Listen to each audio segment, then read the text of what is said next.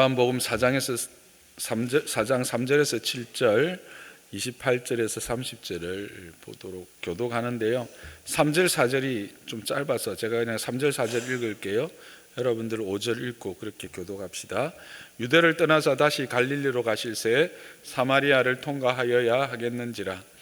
사마리아에 있는 수가라는 동네에 이르시니 야곱이 그 아들 요셉에게 준 땅이 가깝고 거기 또 야곱의 우물이 있더라. 예수께서 길 가시다가 피곤하여 우물 곁에 그대로 앉으시니 때가 6시쯤 되었더라. 사마리아 여자 한 사람이 물을 길러 왔음에 예수께서 물을 좀 달라 하시니 28절 제가 읽습니다. 여자가 물동이를 버려두고 동네로 들어가서 사람들에게 이르되 내가 행한 모든 일을 내게 말한 사람을 와서 보라. 이는 그리스도가 아니냐. 함께 읽습니다. 그들이 동네에서 나와 예수께 오더라. 아멘. 여러분, 예수님을 만나면 어떤 일이 일어날까요? 그의 삶에. 예수님을 만나면 그의 삶에 어떤 변화가 나타날까요? 오늘 이 질문을 가지고 이 본문을 한번 먼저 살펴보도록 하겠습니다. 그래서 이 질문의 답을 찾고 또 그 말씀 가운데 또 우리의 믿음을 또 반추해보고 우리가 도전도 받고 또 결단도 하는 그런 시간을 가지고자 합니다. 오늘 이 이야기는 우리가 계속해서 살펴보고 있는 요한복음 4장의 수가성 여인에 대한 이야기이지요. 여러분, 이 이야기를 통해서 오늘 본문을 통해서 여러분의 시선을 사로잡는 모습은 어떤 모습입니까? 저는 물동이를 버려두고 떠나는 여인의 모습입니다. 여러분, 여인이 왜 거기에 있었죠? 왜 우물가에 갔었죠? 왜 물동이를 들고 갔었죠? 7절은 그녀가 물을 기르러 왔다고 말하고 있습니다. 여자는 지금 물을 기르러 그곳에 온 것입니다. 언제 왔습니까? 오늘 보니까 6시 말합니다. 이스라엘 시간으로 6시는 오늘날 시간으로 말하면 12시 정오입니다. 아시는 것처럼 팔레스타인 지역은 더운 지역입니다. 정오는 사람들이 물질러로뿐 아니라 잘 이렇게 왕래도 안 합니다. 그런 시간에 이 여인이 우물에 물동이를 가지고 물을 기르러 온 겁니다. 즉 그녀는 지금 사람들을 만나고 싶지 않은 겁니다. 사람들의 눈을 피한 것입니다. 조용히 그냥 물을 길러가는 것이 목적이었습니다. 그리고 물동이는 자신의 목적을 달성하기 위한 유일한 수단입니다. 이 물동이를 가지고 돌아가지 않으면 이 여인이 우물가에 왔던 모든 수고가 허사로 돌아가는 것입니다. 그런데 그녀는 물동이를 버려두고 갔습니다. 물동이를 버려두고 갔다는 것은 뭘 말합니까? 이상의 것들을 생각해 볼 때 자신의 목적을 잃어버린다. 아니, 목적이 바뀌어버린 것을 우리에게 말해주고 있습니다. 그렇다면 여자는 도대체 무엇 때문에 물동이를 버려두고, 다른 말로 하면 삶의 목적이 바뀌어 마을로 돌아가게 된 것입니까? 그것은 그녀가 예수님을 만났기 때문입니다. 이 여인은 그 우물가에서 진정한 생명의 권원이 되는 생수를 발견하였고 그 생수를 맛본 것입니다.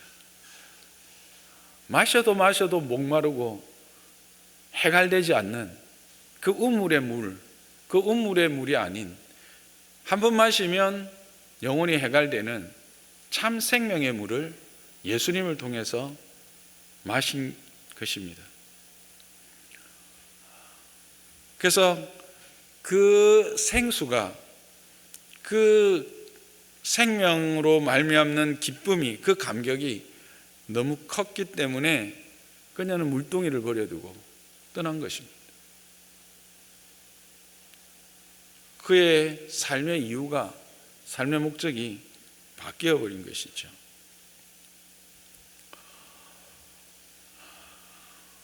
이제 자신의 삶에서 샘물이 주는, 우물이 주는 물보다 더 중요한 참 생수를 그는 마셨고, 그것이 자신의 삶에 더 중요하다는 사실을 안 것입니다. 이렇게 예수님을 만난 사람은 목적이 변합니다. 삶의 이유가 변합니다. 지금까지 저와 여러분이 어떤 목적을 가지고 어떤 삶을 추구해 왔건, 예수님을 제대로 만났다면, 예수님을 정말 인격적으로 알게 되었다면 목적과 방향이 바뀐 사람인 것을 여러분 기억하시기를 바랍니다. 이 여인을 통해서 우리에게 말씀해 주시는 교훈이 그것입니다. 이 여인은 삶의 가치가 바뀐 사람입니다. 물동이를 버려두고 갔다는 것은 현재 소유하고 소망하고 있는 가치보다 더 큰 가치가 있는 것을, 가치로운 것이 있는 것을 깨달은 것입니다. 지금 이 여인이 추구하는 가치는 어떤 것일까요? 손에 잡히는 가치입니다. 눈에 보이는 가치입니다. 육신의 유익을 위한 가치였습니다. 그러나 이 여인이 예수님을 만나고 난 이후에 이 손에 보이는 것, 손에 잡히는 것, 눈에 보이는 것보다 더 가치 있는 것, 참된 것, 온전한 것이 있다는 것을 알게 된 것이죠. 그래서 그 여인은 물동이를 버려두고 간 것입니다. 결국 물동이를 버려둔 것은 그냥 물동이를 가지고 온 것을 잃어버리는 것, 그 차원이 아니라 삶의 목적이 바뀌었고 삶의 가치가 바뀐 것의 상징적인 표현입니다. 저는 그렇게 해석이 됩니다. 누가요? 왜요? 세상 모든 것 때문에 갈급해하고 갈증하고 목말라 하던 이 여인이 예수님 때문에, 예수님을 만난 사람의 특징인 것입니다. 그렇습니다. 그리스도가 내 인생의 주인이 되심을 고백한 사람은 눈앞에 있는 가치에, 손에 잡히는 가치에 자신을 맡기지 않습니다. 참된 가치, 온전한 가치, 영원한 가치에 자신을 맡기는 사람이지요.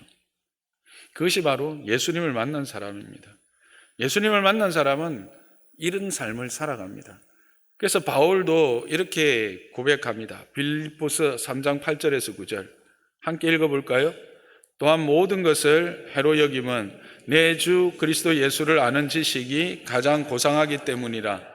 내가 그를 위하여 모든 것을 잃어버리고 배설물로 여김은 그리스도를 얻고 그 안에서 발견되려 함이니 내가 가진 의는 율법에서 난 의 아니요 오직 그리스도를 믿음으로 말미암은 것이니 곧 믿음으로 하나님께로부터 난 의라. 그렇게 말합니다.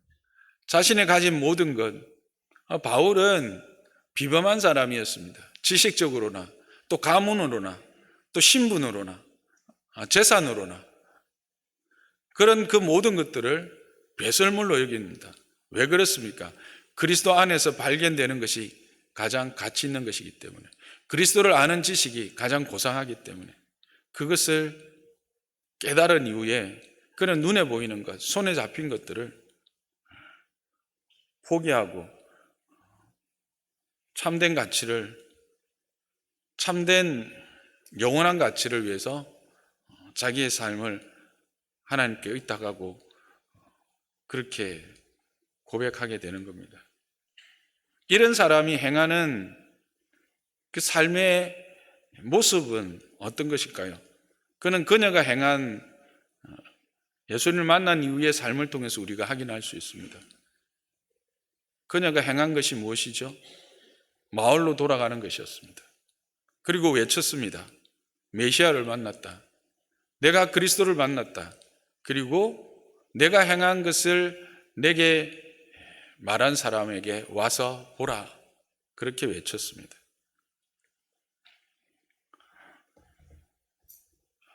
이 여인이 어떤 여인이었습니까? 예수님께서 드러내신 이 여인의 모습은 참으로 사람들 앞에서조차 부끄러운 삶이었습니다.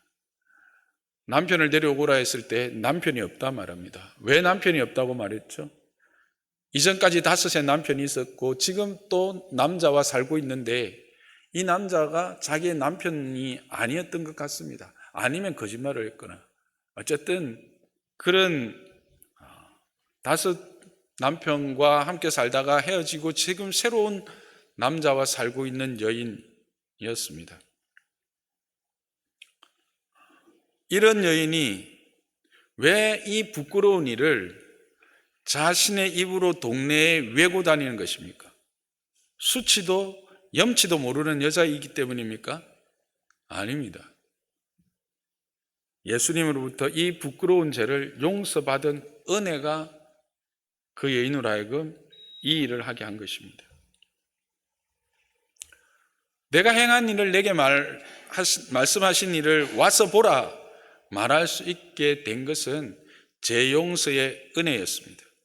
예수님께로부터 받아 마신 생수 때문이었습니다. 그 은혜가, 그 생수가 이 여인을 참 자유로 인도한 것이죠. 예수님과의 대화 가운데 자신의 부끄러움과 연약함들이 드러났지만 그 연약함과 그 부끄러움들을 하나님의 은혜 안에서 회복시키시고 자유케 하시는 그런 은혜를 경험한 것입니다. 그래서 결국 이 여인이 나가서 내가 행한 일들을 내게 말한 자를 너희들이 만나고 와서 보라고 말했던 것은 내가 예수를 만났다,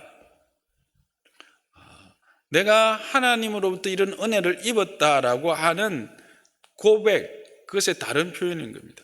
이것은 예수님을 만난 사람의 삶의 자세라는 겁니다.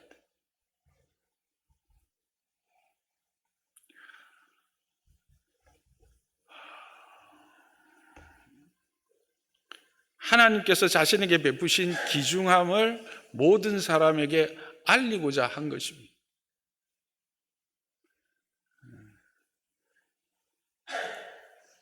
그 부끄러움, 그 수치를 몰라서가 아닙니다. 이게 예수 믿은 자의 삶의 모습이죠.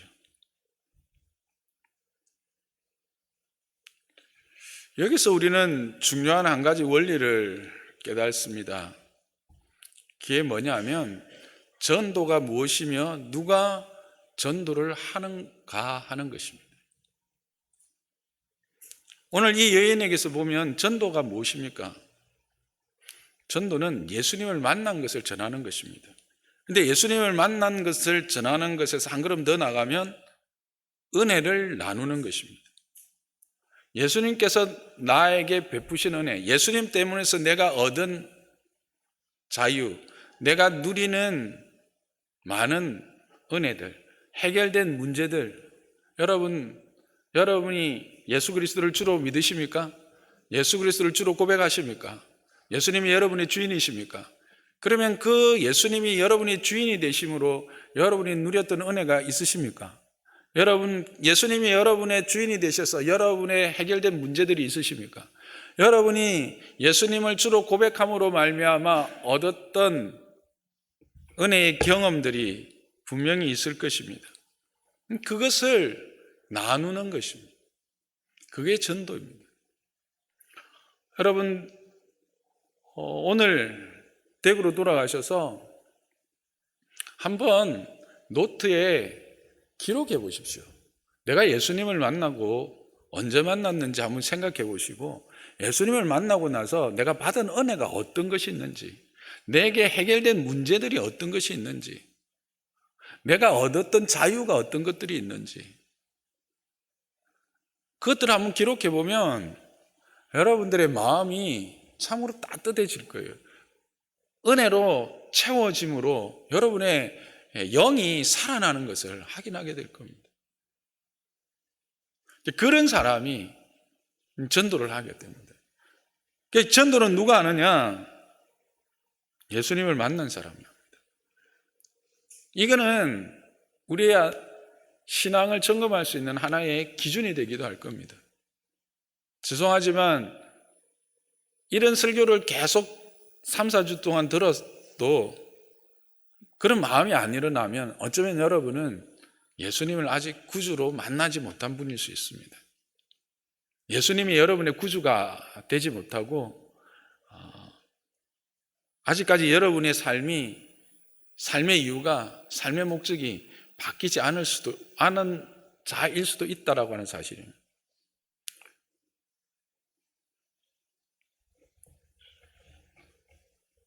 오늘 본문에 의하면 예수님을 구주로 만난 사람이라면 그가 이전에 어떤 삶을 살았든지, 그가 그곳에서 어떤 취급을 받았든지 상관없이 전도를 하게 되는 것입니다.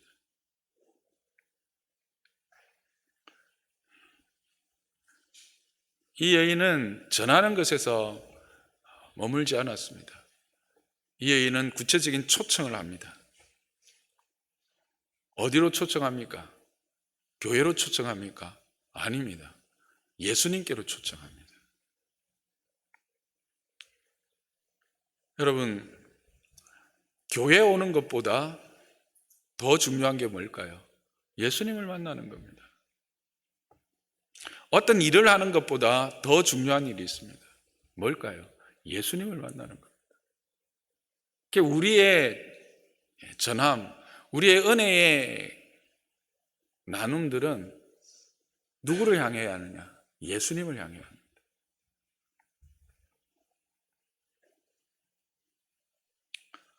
이 여인은 예수님께로 그 사람들을 인도합니다.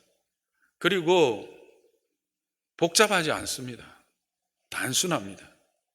와보라. 내가 그리스도를 만났다.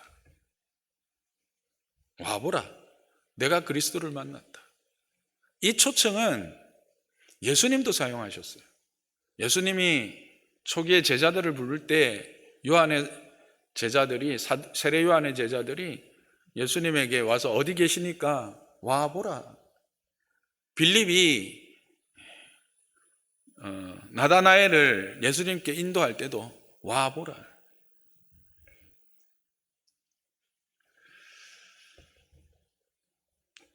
우리는 예수님이 만나는 것이, 예수님을 만나게 하는 것이 전도의 최종적인 종착점이다라고 하는 사실을 분명히 알아야 합니다. 그래서 여러분, 전도할 때 예수님을 전하세요. 예수님을, 내가 만난 예수님, 내게 은혜 베푸신 예수님, 나를 자유케 하신 예수님, 나를 다시 일으킨 예수님. 그게 전도라고 하는 것을 우리는 여기서 확인하게 됩니다. 이렇게 하면 어떤 일이 벌어질까요? 30절을 봅시다. 그들이 동네에서 나와 누구에게로 오더라? 예수께로 오더라. 그런데 여러분, 이게 참 간단한 것 같은데 이게 엄청난 거예요. 이전에 그 사마리아 그 수가성에 있던 사람들이 이 여인을 어떤 여인으로 취급했을까요? 제대로 쳐다보기나 했을까요? 그의 말에 귀를 기울였을까요?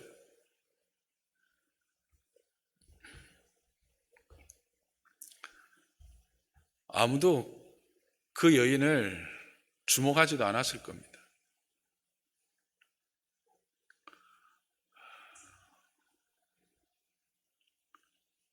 사람들의 속성이 있죠.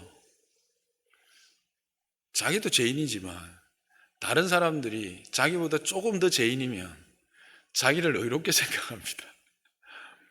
사람들은 자기가 조금만 더 뭔가가 낫다고 생각하면 그 가진 것 없는 사람들을 함부로 대하고 폄훼하고 멸시하기도 하고 그렇게 대우하지요.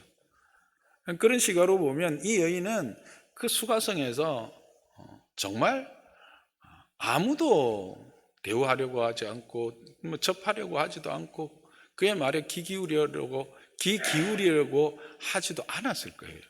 그런데 지금 어떤 일이 일어난 거예요?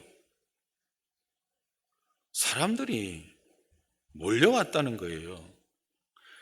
예수께로 왔다는 거예요. 한두 사람이 아니라 그들이.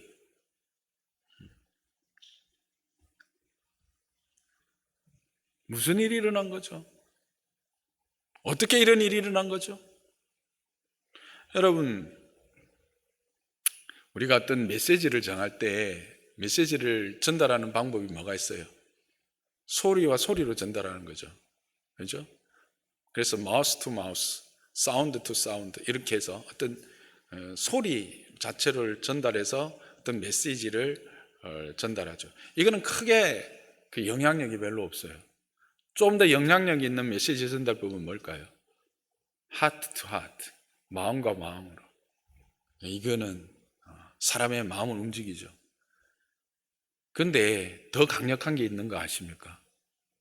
영이 영으로, 스피릿 투 스피릿. 영이 영으로 전해지면 엄청난 영향력이 나타나는 거예요. 지금 이 여인이 그것입니다. 이 여인 안에 지금 뭐가 자리 잡기 시작한 겁니까? 예수 그리스도로 말미암는 새 생명이, 참 생명이 자리 잡기 시작한 거예요. 그러자 이 여인의 말이 영향력이 있기 시작합니다. 이 여인의 말이 사람들의 심령을 치기 시작합니다. 사람들의 발길을 옮기게 했습니다. 뭐가요? 이 여인 안에 있는 성령이, 생명이. 우리가 지난주에 설교 들었던 것처럼 우리는 그리스도의 향기인데 어떤 향기? 물론 어떤 이들에게는 죽음의 향기로 그 죽음을 보게 하는 그런 향기로 오지만 어떤 이들에게는 생명의 향기로, 환희로. 이 여인 안에 있는 그 생명의 기쁨과 감격이 그들에게 전해진 거예요. 여러분 안에 예수님의 영이 있습니까?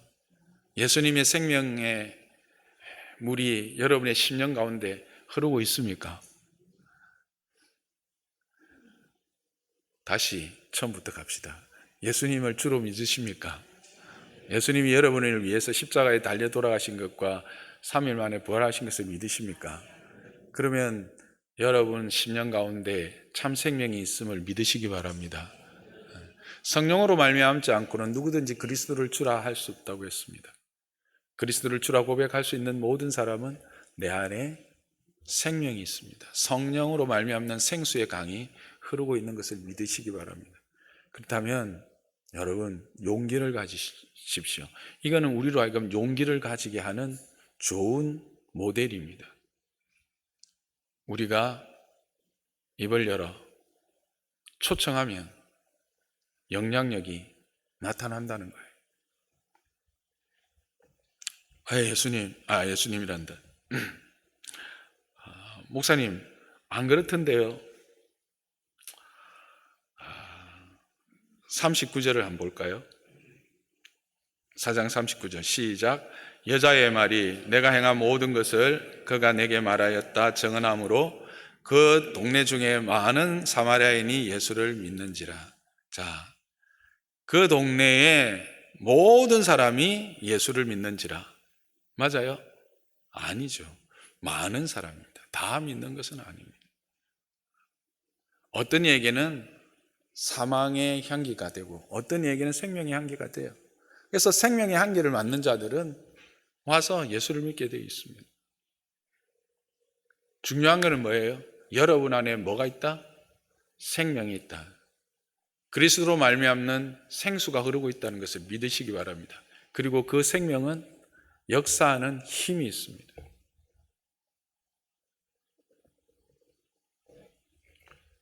사도행전 13장 48절에도 이런 말씀이 있습니다. 이방인들이 듣고 기뻐하여 하나님의 말씀을 찬송하며 영생을 주기로 작정된 자는 다 믿더라. 바울의 전도 중에 나타난 현상이죠. 누가 믿어요?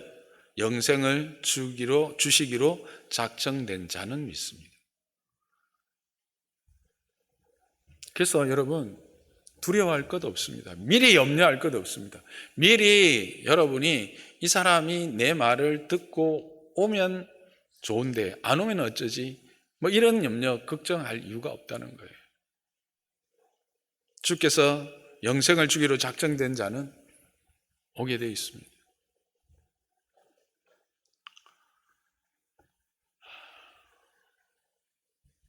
여러분, 이 시대도 동일한 역사가 일어날 줄 믿습니까? 동일한 역사가 일어납니다. 왜 그렇습니까? 그때 성령이나 지금의 성령이나 동일한 성령이기 때문에 그렇습니다. 2000년 전의 성령과 지금의 성령이 다른 성령이십니까? 동일한 성령이십니다. 여러분, 그러므로 미리 염려하거나 미리 어떤 선을 꺼서 제한하지 마십시오. 여러분 안에 있는 이 성령의 생명, 성령으로 말미암는 생명을 자랑하십시오. 자랑하십시오. 누구를 통해서 이 일을 행하신다고요? 물동이를 버려두고 떠나는 여인,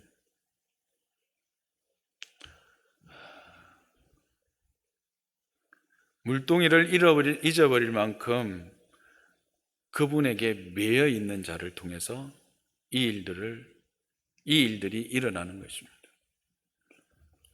여러분, 우리는 항상 물동이가 더 중요한 사람은 아니었습니까?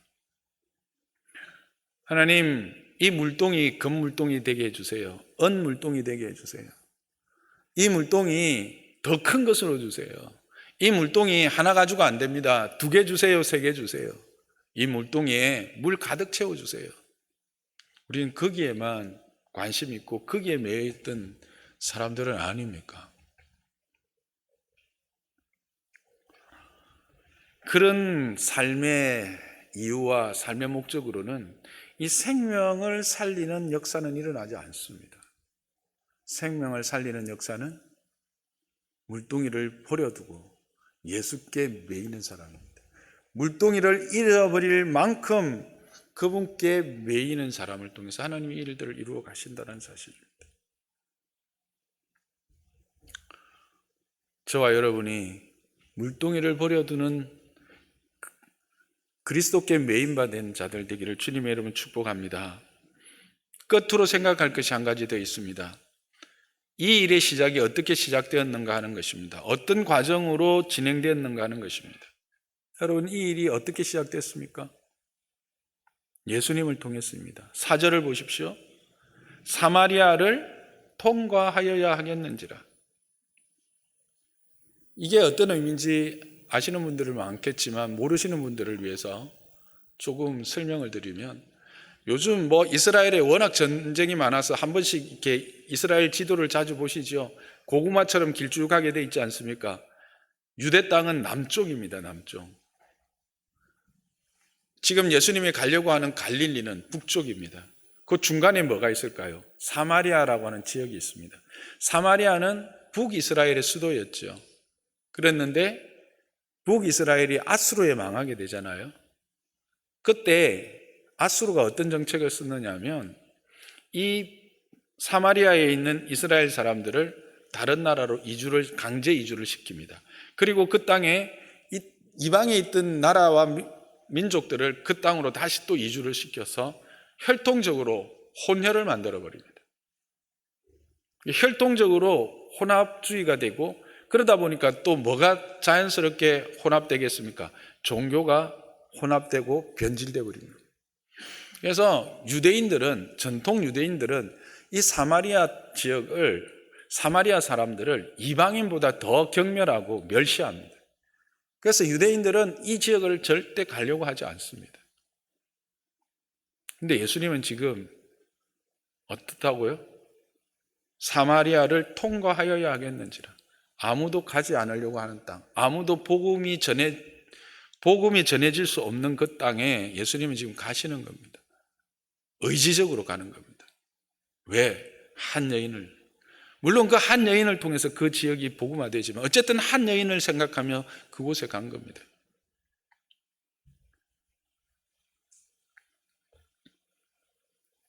예수님의 의지적 결단이 있습니다. 여러분, 한 영혼의 가치가, 삶의 이유가 변화되기 위해서는 누군가 한 사람의 의지적 결단이 있어야 합니다. 하나님의 뜻에 순종된 의지적 결단. 여러분이 여기 앉아서 예수 그리스도를 믿고 하나님의 이름을 부르는 이 자리에 오기까지 또 누군가의 의지적 결단과 헌신이 있었다는 걸 여러분 기억하십니까? 아이고, 목사님, 저는 태어나면서부터 예수 믿었는데요. 교회는 나왔겠죠. 교회는 나왔겠죠. 그러나 여러분이 예수 그리스도를 주로 고백하고 그 주님이 그냥 객관적인 예수가 아닌 나의 예수, 나의 하나님, 나의 구주가 되기까지 부모님들의 기도와 헌신, 여러분을 위한 선생님들의 수고들, 많은 인들의 섬김들이 있었다는 그 사실을 여러분은 기억하실 겁니다. 동일합니다. 이 의지적 결단이 이 놀라운 변화를 시작하게 했습니다. 뿐만 아니라 이 예수님은 겸손하셨습니다. 예의를 갖추었습니다. 상대를 존중했습니다. 자극하지 않았습니다. 끝까지 사랑하고 긍휼을 품고 이 여인을 대했습니다. 어떻게 알 수 있느냐고요? 우리 중간에 좀 생략됐지만 몇 가지를 보면 이 여인에게 예수님이 처음 하신 말이 뭡니까? 물 좀 달라는 겁니다. 근데 이게 좀 투박하게 들리지만 원래 헬라적 의미는 이 여인을 아주 존중하고 경어를 쓴 겁니다. 마드모아젤 이렇게 된 겁니다. 아주 하면서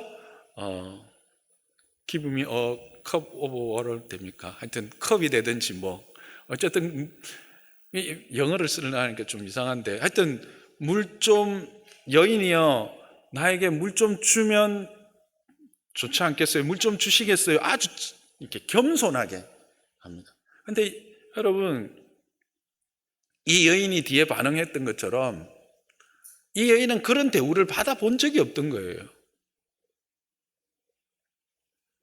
이 여인은 일단은 그 시대의 여자라고 하는 그 신분 자체가 여자라고 하는 그 자체가 참 죄송하지만 주목하지 않고 천대하는 그런 거기에다가 사마리아 여인이었어요. 거기에다가 이 여인은 그의 생활이 우리가 앞에서 확인했던 것처럼 모든 사람들에게 손가락질 받을 만한 그런 삶이었어요. 그런 여인이 예수님에게 보면 이제 랍비라는 걸 알 수가 있었겠죠. 유대인이라는 걸 알았으니까 그 랍비가 자신에게 그렇게 겸손. 이 여인은 까칠까칠하게 하죠. 당신이 뭔데 나한테 유대인이 평소 때는 뭐 말도 안 걸더니 물 좀 달라고요. 뭐 이러면서 당신이 야곱보다 큽니까? 계속 좀 까칠하게 해요. 그럴 때마다 예수님은 어떻게 합니까? 아주 존중하면서 잘 대꾸해 갑니다. 그 여인으로 하여금 스스로 말하게 하고요.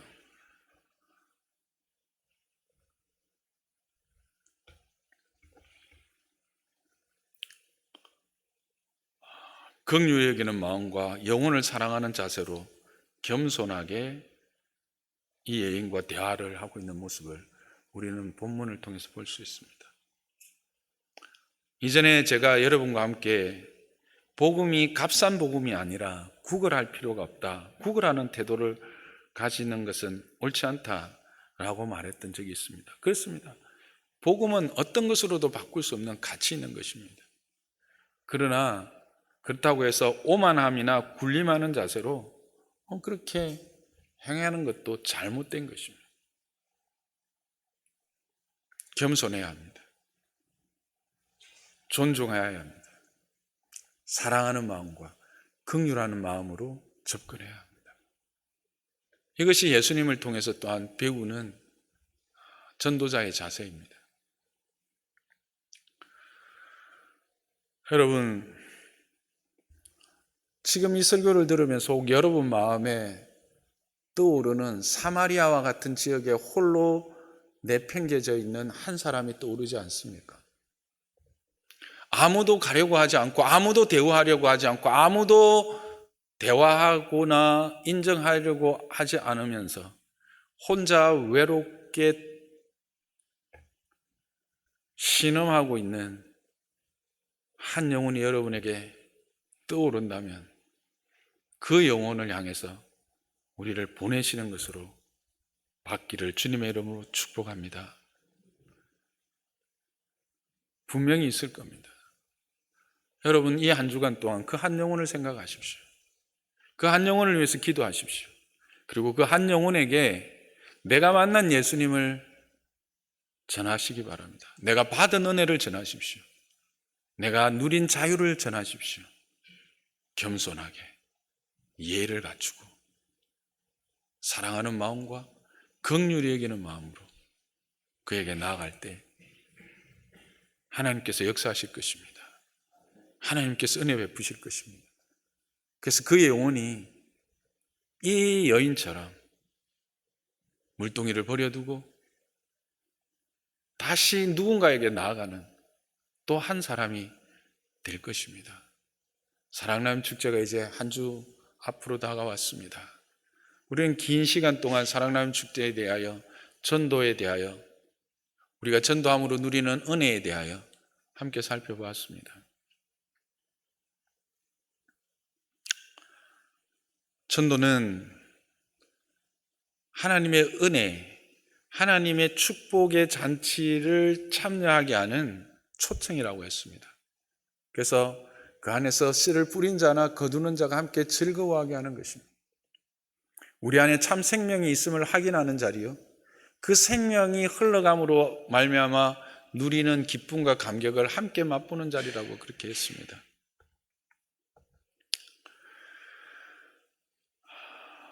사랑하는 성도 여러분, 예수님을 만난 사람은 그의 목적과 방향이 바뀝니다. 이 땅에 예수님이 가장 귀한 존재가 됩니다. 그래서 그는 누구에게나 이 예수를 전하는 자가 됩니다. 사랑하는 성도 여러분, 하나님의 이 초청, 하나님의 이 은혜의 자리에 한 분도 방관자가 되지 않기를 주님의 이름으로 부탁합니다. 함께 다 이 은혜의 자리에 참여하기를 원합니다. 뿌리는 자와 거두는 자가 함께 즐거워하게 될 것입니다. 그 즐거움을 우리가 다음 주에 함께 누리기를 주님의 이름으로 축복합니다.